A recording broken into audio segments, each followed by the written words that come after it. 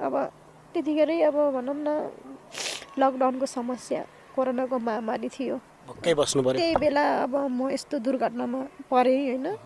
यदि मेरो छरछिमेकीहरू होइन नभएको भए, अब मेरो आफन्तहरू नभएको भए सायद म अहिले यहाँ हुने थिइनँ होला होइन। अब वास्तवमा भन्नै पर्दाखेरि मेरो परिवारको पनि ठुलो हात छ। नमस्कार दर्शक पनि हार्दिक स्वागत छ। यहाँहरू सम्पूर्णलाई निकै नै महत्त्वपूर्ण रिपोर्टका साथ उपस्थित भइसकेका छौँ।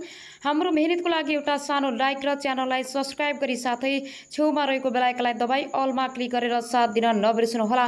आउनुहोस् अब समाचारतर्फ लागौँ। विष्णु माझीकी बहिनीले हृदय खोलिन्। विष्णु माझी बाहिर सार्वजनिक नहुनुको मुख्य कारण अहिले चर्चामा आएको चरी जेलैमा भन्ने गीत जताततै भाइरल भइरहेको छ। यस गीतलाई कतिपयले विष्णु माझीको आफ्नै जीवनमा आधारित गीत अर्थाइरहेका पनि छन्। विष्णु माझी जस्तै अनुहार भएकी र धेरैले विष्णु माझीकै बहिनी भनेर भनिरहेकी एकजना चेली अस्मिता तामाङले विष्णु माझीलाई बाहिर निस्कन आग्रह गरेकी छन्। व्यक्तिगत लाइफ सबैको हुन्छ, यद्यपि उहाँ जस्तो गायिका जो 3 करोड नेपालीको मनमुटुमा बस्न सफल भएकी छन्, तसर्थ उहाँ जस्तो मान्छे बाहिर निस्कनु पर्दछ। सारा लोकले उहाँलाई खोजी गरिरहेको छ। आम दर्शक श्रोताको मनमा बसिसकेपछि उहाँ खोजी गर्नु स्वाभाविक नै हो। उहाँ बाहिर आउनु पर्यो। उहाँसँग कुनै एउटा कार्यक्रममा गीत गाएर भए पनि धेरै पैसा कमाउने अथाह क्षमता छ। उहाँ जस्तो मान्छे यसरी गुमगाम भएर बस्न हुँदैन भनेर पनि भनिएको छ। उनी स्याङ्जा जिल्लामा स्थित एक गरिब परिवारमा जन्मेकी हुन् र सानैदेखि गाउँमा विभिन्न मेला पर्वहरूमा गीत गाउँदै आइरहेकी थिइन्। उनले गाएका लोकगीत हिट नभएका सायदै होलान्। उनले 5 कक्षासम्म मात्रै अध्ययन गरेकी छिन्। पछि उनी लोकगायक तथा सङ्गीतकार सुन्दरमणि अधिकारीसँग बिहे गरिन्। विष्णु माझीले आफ्नो करियर नै गीतमा बिताएकी भए तापनि उनी आज बत्ती मुनिको अँध्यारोमा छिन्। धेरैले विष्णु माझीको बारेमा कुराकानी तथा टीका टिप्पणी गर्छन्, तर उनी अहिलेसम्म सार्वजनिक रूपमा मिडिया तथा अन्य कुनै पनि कार्यक्रममा देखा परेकी छैनन्। उनको सम्पूर्ण गीत सम्बन्धी कन्ट्याक्ट, फ्याक पेमेन्ट डिल लगायत सम्पूर्ण काम उनका श्रीमान सुन्दरमणिले नै गर्दै आएका छन्। सुन्दरमणिले उनलाई दोस्रो विवाह गरेर उनको श्रम शोषण समेत गरी बन्धकमा राखेको भनेर कतिपय हल्लाहरू पनि आरोपमा आइरहेका छन्। उनको खोजी गर्न भनेर बेला बेलामा आवाज पनि नउठेका भने होइनन्, तर उनी कहाँ छिन्, कुन अवस्थामा छिन् भन्ने बारे अझैसम्म पनि अन्यल नै छ। प्रत्येक वर्ष विशेष गरी तीजमा हिट गीत निकाल्ने गरेकी छिन्। यसै गरी आजसम्म मिडियामा नआउनुको कारण शनि विश्वकर्माले सुनाए भित्री कहानी एउटा गीतकै लिन्छिन् 2 लाख। लोकप्रिय गायिका विष्णु माझी आजसम्म मिडियामा नआउनु र सबै मिडियादेखि भाग्नुको कारण बाहिरिएको छ। विगत लामो समयदेखि विष्णु माझीले अनुहार देखाएर हिँड्ने गरेकी छैनन्। उनी घरबाट बाहिर पनि निस्केको कसैलाई थाहा छैन। उनी एक नजरबन्दमा छिन् भनेर सबैले आरोप लगाइरहेका छन्। यता विष्णु माझीसँग हाल भर्खरै गीत गाएका नेपाल लोकस्टार गायक शनि विश्वकर्माले विष्णु माझी मिडियामा नआउनुको रहस्य बाहिर ल्याएका छन्। विष्णु माझीको घमण्ड त होइन भन्ने धेरै प्रश्न यो समय उठ्दै गर्दा आफूलाई मिडिया नदेखाउनुको मुख्य कारण बाहिर ल्याएका हुन्। हेरौँ सबैले भिडियोलाई अन्तिमसम्म। विष्णु माझी एक नेपाली लोकगायिका हुन्। विष्णु माझीको जन्म चापाकोट स्याङ्जा जिल्लामा भएको थियो। उनी हाल नेपालको चर्चित तथा उत्कृष्ट लोकगायिकाहरूमध्ये एक हुन्। साथै उनी नेपालमै सबैभन्दा बढी पारिश्रमिक लिएर गीत गाउने महँगी गायिका हुन्। उनी नेपाली सङ्गीत जगतमा विगत 25 वर्षदेखि सक्रिय छिन्। नेपाली सङ्गीत जगतमा उनले नेपाली साङ्गीतिक क्षेत्रमा ठुलो योगदान छ। उनी एक कामप्रति जिम्मेवार राख्ने नेपाली लोकदोरी गायिका हुन्। अब आउनु अर्को समाचारतर्फ लागौँ।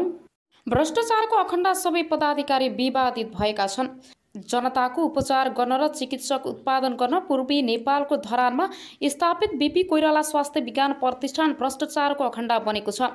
मुलुकको पहिलो जननिर्वाचित प्रधानमन्त्री बीपी कोइरालाको नाममा स्थापित विश्वविद्यालयको निकासा पछिल्लो 2 वर्षको अवधिमा 3 उपकुलपति भ्रष्टाचारको आरोपमा मुछिनेले त्यही सङ्केत गर्छ। 2076 साल असार 26 गते प्रतिष्ठानका तत्कालीन उपकुलपति प्रा डाक्टर राजकुमार श्रैनियार 8 लाख रुपियाँ घुससहित पक्राउ परे। प्रतिष्ठानको भवन निर्माणले ठेक्काको कमिसन लिने क्रममा उनी निवासबाट पक्राउ परेका थिए। त्यसको 3 सातापछि अघिल्ला उपकुलपति बलभद्र प्रसाद दासमाथि 4 करोड भ्रष्टाचार मुद्दा लाग्यो। दुवै मुद्दा विशेष अदालतमा विचाराधीन भएका बेला नयाँ पदाधिकारीहरू पनि रत्तिभर डराएनन्, अनियमितता गरिरहे। सरकारले गठन गरेको कार्यदलले उपकुलपति ज्ञानेन्द्र गिरी भ्रष्टाचारको आरोपबाट उम्किन नसक्ने गरी सरकारलाई मङ्गलबार प्रतिवेदन बुझाइसकेको छ। अख्तियारले गम्भीर रूपमा छानबिन गर्ने हो भने अहिलेका उपकुलपति गिरी सहितका पदाधिकारी जोडिने ठाउँ नै छैन। कार्यदलका एक सदस्यले अनलाइन खबरसँग भने राजनीतिको आडमा नियुक्ति भएपछि मलाई जे गर्न पछि छुट हुन्छ भन्ने सोचले यस्तो अवस्थामा पुर्याएको हो। उनी आफू त बदनाम भए संस्था समेत खराएसी बनाए। स्त्री रोग विशेषज्ञ समेत रहेका डाक्टर मोहन चन्द्र रेग्मी फिस्टुलालाई रोग विशेषज्ञ हुन विशेषज्ञहरूको समुदायमा उनी राम्रा प्राचीन व्यक्तिको रूपमा चिनिन्छन्। बीपी कोइराला स्वास्थ्य विज्ञान प्रतिष्ठानमा कार्यरत रहेका उनलाई कता कता कार्यकारी र व्यवस्थापनका पदमा जाने महत्त्वाकांक्षा बढ्यो। प्रतिष्ठानका उपकुलपति डाक्टर ज्ञानेन्द्र गिरीसँग हिमचिम बढाएका उनले सुरुमा अस्पतालका निर्देशकको पद ताकेका थिए। अस्पतालका निर्देशक गौरी शङ्कर शाह आफैमा योग्य नभएको जानकारहरू बताउँछन्।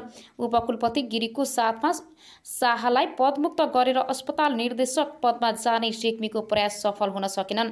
तर त्योभन्दा माथिल्लो रजिस्टर बन्न सफल भए।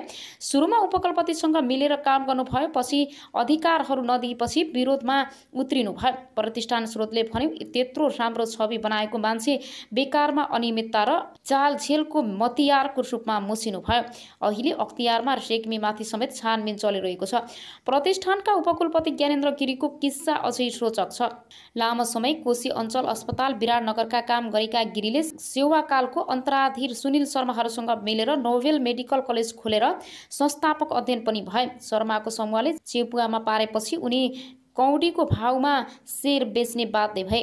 त्यसपछि गिरीले अख्तियारका तत्कालीन प्रमुख लोकमान सिंह कार्कीका नातेदारसँग मिलेर विराट मेडिकल कलेज खोले।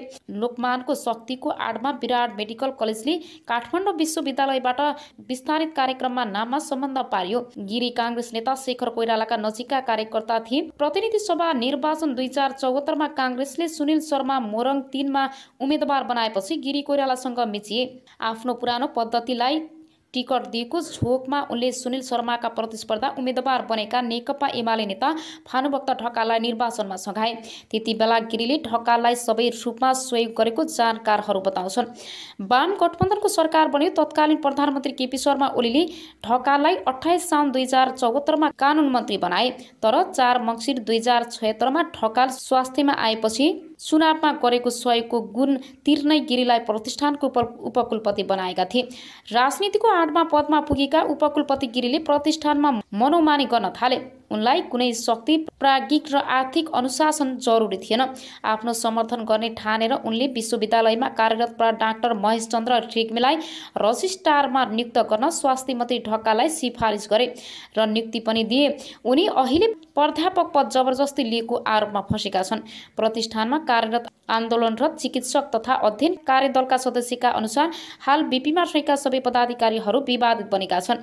तुलनात्मक रूपमा राम्रो छवि मानिएका रेजिस्ट्रार डाक्टर गुरुप्रसाद खनाल पनि नियमित उपकुलपति हुँदा अनेक विवादास्पद निर्णयमा संलग्न रहेको पाइएको छ। कुनै प्राज्ञिक पृष्ठभूमि नभएका अस्पताल निर्देशक डाक्टर गौरी शङ्कर शाह खरिदमा मात्रै रुचि राख्ने पदाधिकारी मानिन्छन्। प्रतिष्ठान स्रोतले भन्यो प्रशासनिक दक्षता नभए पनि उनलाई खरिदको काम र कमाई हुने क्षेत्रमा औधी रुचि छ। उनको पदावधि केही महिना बाँकी छ। दलीय भागभण्डा र शक्तिको आडमा नियुक्ति हुनेहरूले मनोमानी गरेर संस्थालाई बिगार्ने काम गरे। प्रतिष्ठानको आन्दोलनरत सङ्घर्ष समितिका संयोजक डाक्टर एसपी सिमाल भन्छन् नियुक्ति गर्दा नै राजनीतिक स्वार्थमा पनि पदाधिकारी सिफारिस हुने गरेको छ। उनीहरूले शक्तिको आडमा अनियमितता गर्ने कुनै नौलो कुरा भएन।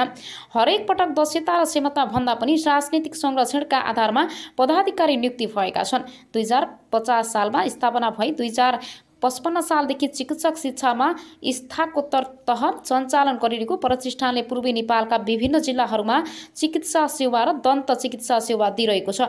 आफ्नो क्षमताको 3 गुणासम्म बिरामी जाँच्ने अस्पताल भएको प्रतिष्ठानको पछिल्लो समय आम्दानी घट्दो क्रममा छ। शैक्षिक गुणस्तर खसेको छ। नियमित जसो आर्थिक नियमितता हुने गरेको छ। प्राज्ञिक काम कारबाही तहस नहस छ भने अस्पतालमा बिरामी फेरेर रेफर गरेर कमिसन लिने प्रवृत्ति मौलाएको छ।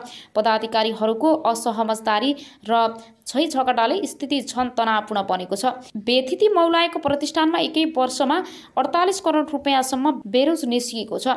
2 अर्ब 20 करोडको बजेटमा 70% रकम चालु प्रकृतिका काममा खर्च हुन्छ। प्रतिष्ठानमा आवास छ तर बाहिरका मानिसहरू बसेका छन्। छात्रावास र कर्मचारी आवासमा पानी चुहिन्छ। नर्सिङ स्टाफलाई आवास छैन तर संस्था बाहिरका व्यक्तिले आवास पाएका छन्। निवासमा अस्पतालमै काम गर्न जुनियर रेसिडेन्टलाई मासिक 4000 भाडा असुलिएको छ। अहिलेका यी 4 पदाधिकारीले संस्थालाई बदनाम बनाएकोले तत्काल उनीहरूलाई बर्खास्त गरेर योग्य र समक्ष पदाधिकारी नियुक्त गर्नुपर्छ, एक सिनेटरले अनलाइन खबरसँग भने। नत्र आफै जनचेतनाको नाममा स्थापित स्वास्थ्य निकायको अवस्था बेहाल हुँदा सत्तारूढ दल मूक दर्शक हुने